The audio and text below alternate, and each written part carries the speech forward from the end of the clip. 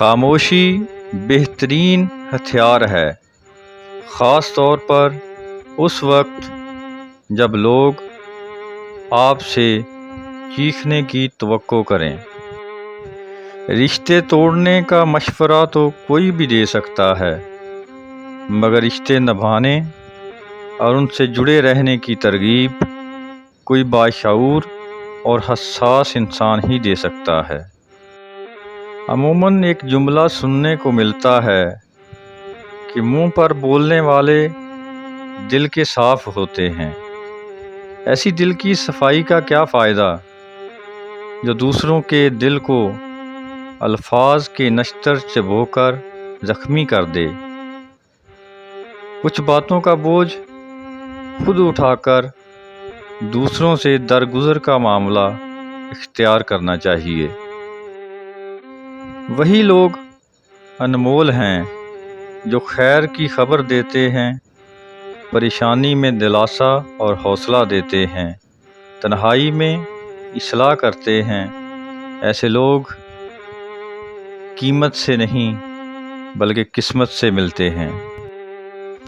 جب کوئی سمجھ نہ رہا ہو تو خاموش ہو جانا ہی بہتر ہے، کیونکہ بحث باتوں کو مزید بگاڑ دیتی ہے۔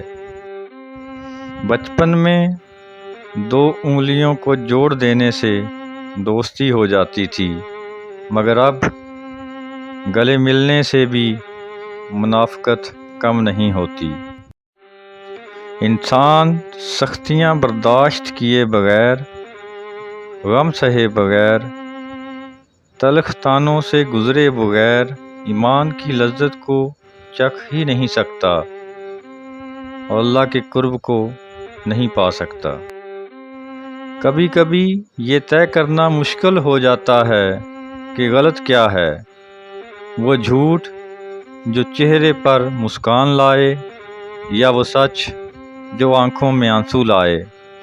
خود کو جھوٹ میں بہلا کر خوش رہیں یا حقیقت کو تسلیم کر کے روئیں۔ میں نے لوگوں کو نصیحت سے نہیں بلکہ ٹھوکر سے سبق سیکھتے دیکھا ہے۔ نصیحت اکثر ایک کان سے داخل ہو کر دوسرے کان سے باہر نکل جاتی ہے، مگر ٹھوکر سیدھی دل پر لگتی ہے۔ اپنوں کی غلطیاں بھی اپنی جیسی ہوتی ہیں، مل جل کر سدھار لیں، کیونکہ انسان تو خطا کار ہے، مگر انا اور تکبر میں رہ کر دوسروں کے جھکنے کا انتظار نہ کریں۔ رشتوں کی بقا کا یہی راز ہے۔